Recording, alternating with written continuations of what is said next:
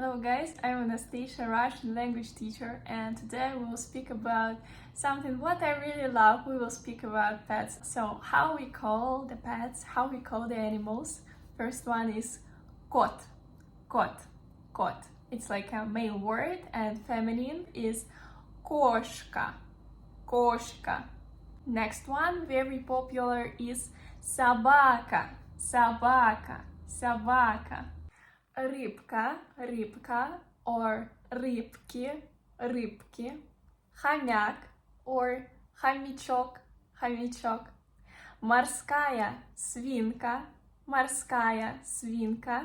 Крыса, крыса, крыса, or мышь, мышь, мышка, мышка. Змея, змея, змея. Черепаха, черепаха, черепаха. Улитка, улитка, улитка.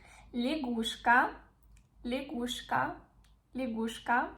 Паук, паук. Скорпион, скорпион. Попугай, попугай, попугай. Кролик, кролик, кролик. Ящерица, ящерица, ящерица.